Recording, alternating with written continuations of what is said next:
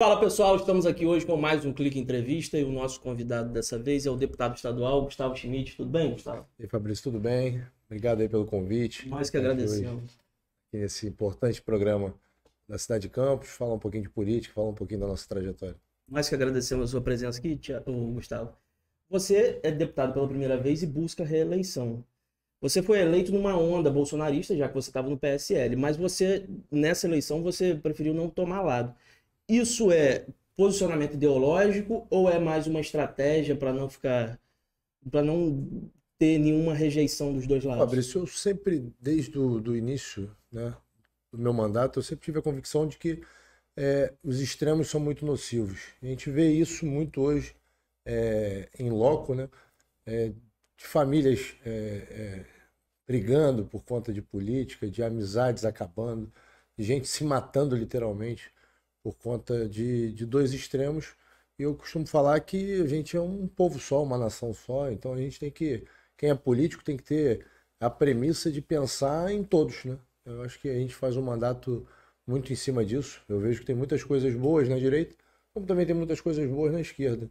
Então eu prefiro que me chamem de centro, mas que olhem para todos os lados com discernimento, com capacidade técnica e de ajudar de fato quem precisa. Eu acho que a gente tem que, quem tem a oportunidade de estar numa cadeira na LERJ, ou então na Câmara Federal, ou então é, é, em qualquer outra cadeira de legislativo ou executivo, tem que se pensar na totalidade da população. A gente passou por uma pandemia, uma recessão econômica, e a gente precisa de fato fazer propostas, leis que melhorem o dia a dia das pessoas, fiscalizar para que esse gargalo de corrupção diminua e que de fato o final seja o resultado de gerar renda, melhorar a qualidade de vida das pessoas, dar oportunidade para as pessoas que não têm nada, de tentarem um caminho novo, um caminho de esperança para mudar a vida de fato, né? Eu acho que isso que tem que ser a boa política, eu acho que isso tem que ser a política futura, né? Do futuro, eu acho que os políticos têm que prezar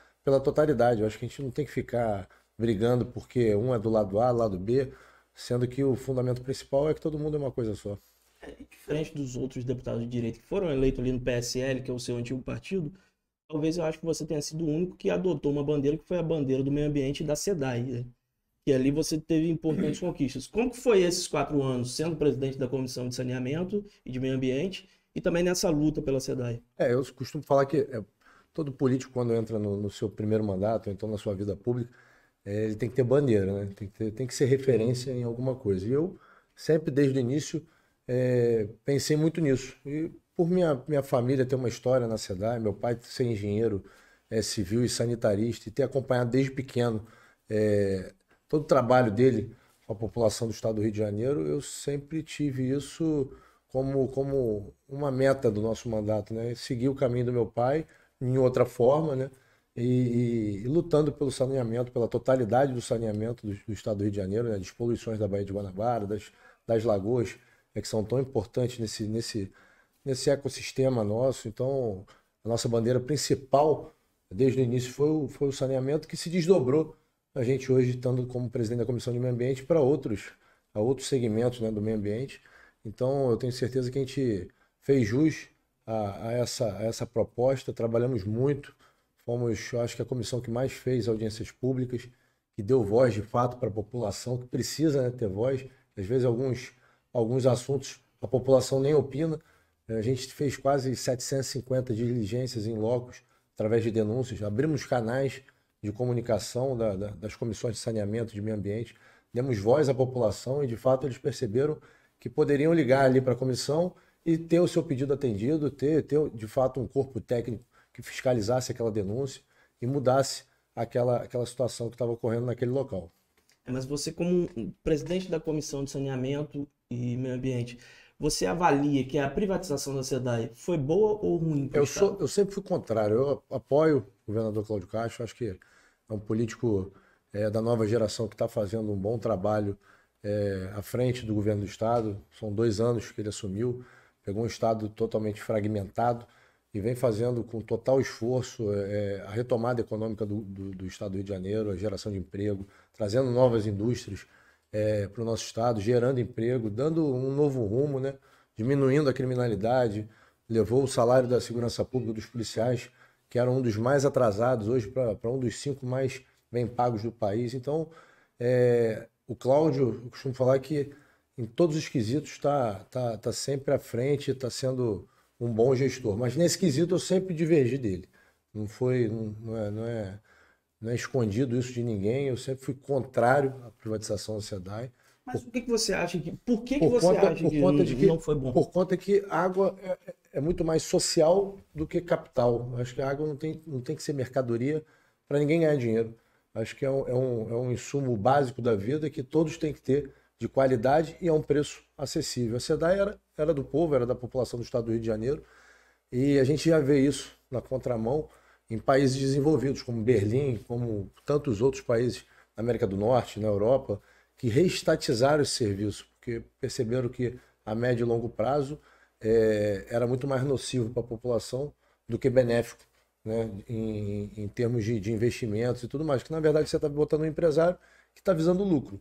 Então, a questão em si, que eu sempre bati no ponto, que a SEDAI, sim, deveria ter uma reestruturação dela, já era uma empresa superavitária, com capacidade, com técnicos muito bem formados ao longo dos anos, e deveria ter uma reestruturação, sim, para melhorar vamos dizer assim, a arrecadação dela, diminuir, melhorar a sua malha, né, que tinha muita perda, tem muita perda da SEDAI. A água que é produzida pelo Guandu hoje, no final das contas, só chega a 40% na torneira de casa. Então a gente perde mais da metade dela por vazamento, por tubulações antigas de Barbará. Então teria que ter um investimento nesse lado, uma fiscalização também para inibir muito roubo, né, de água. Muitas adutoras são furadas e são sacados ali.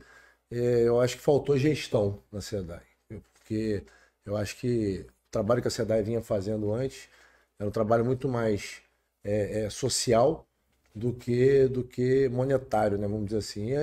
E o governo deixa de arrecadar todo ano em cima do lucro da SEDAI. O governo, como acionista majoritário, tirava dividendos que ainda usavam em outros lugares. A gente tem hoje a venda da SEDAI, dinheiro do caixa, óbvio.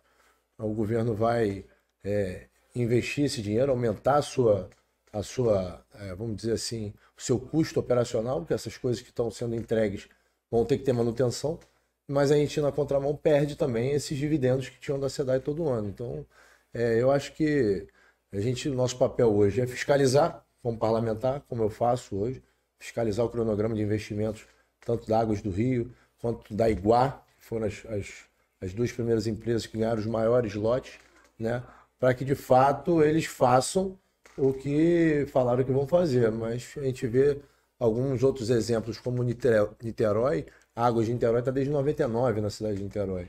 Hoje a gente já está em 2022, são 23 anos de concessão.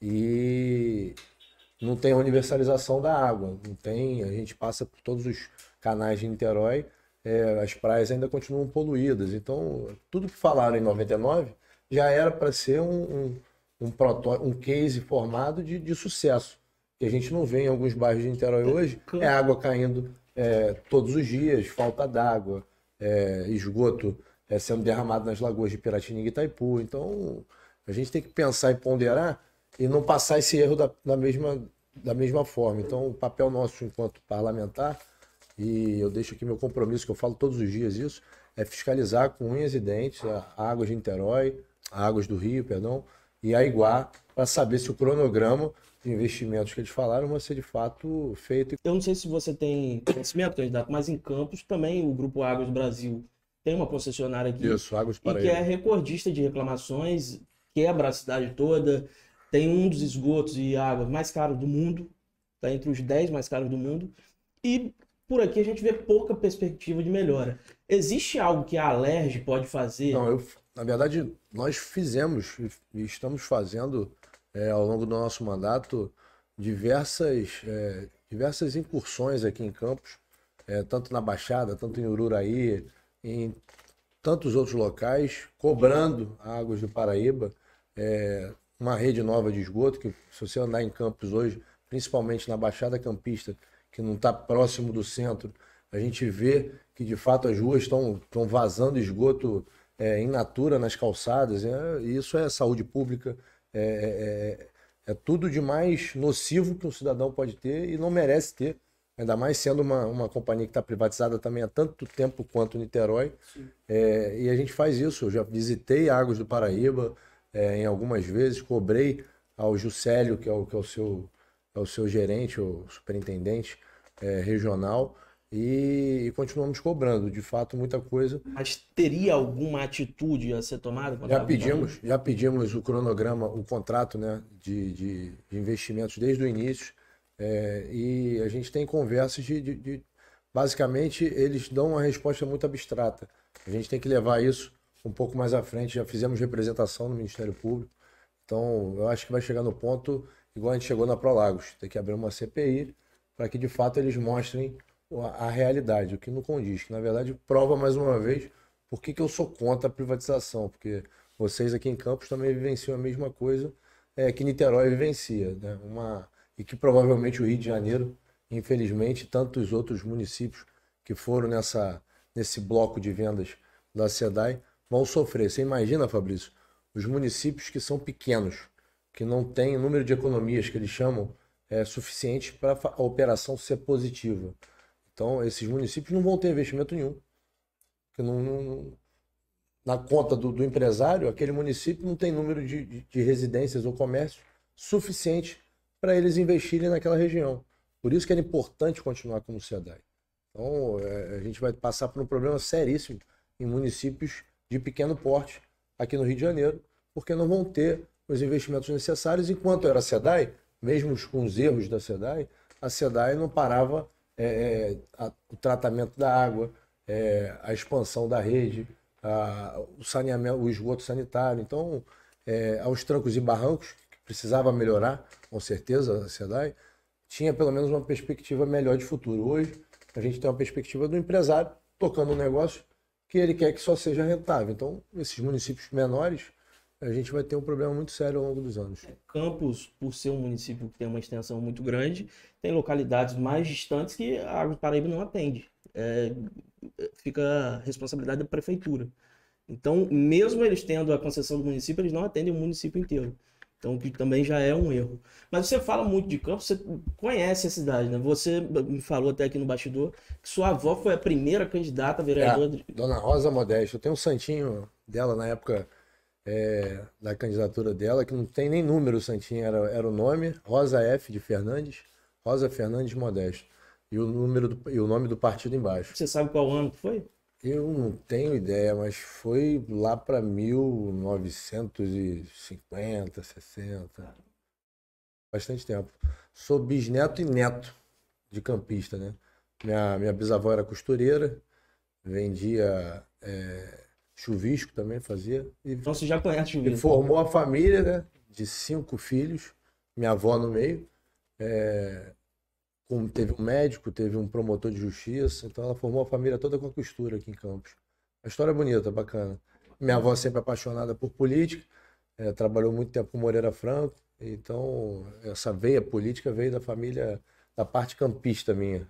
Você estreitou mais os laços com o deputado Gil Viana. Né? E é engraçado, eu falo muito isso, como é que a vida é engraçada. Gil é um grande amigo, um grande irmão meu, e me reaproximou das minhas origens. Infelizmente da forma que eu não imaginava, mas eu voltei para Campos como eu não imaginava estar tão próximo hoje, com um grupo tão querido de pessoas que querem de fato fazer uma política nova, que são apaixonados por política, que respiram política, que é uma cidade política, né? A gente sabe disso. Demais. A gente vê muito isso hoje em Campos com os grupos que a gente vê políticos aqui, mas a gente tem muito orgulho de ser abraçado da forma que a gente está sendo.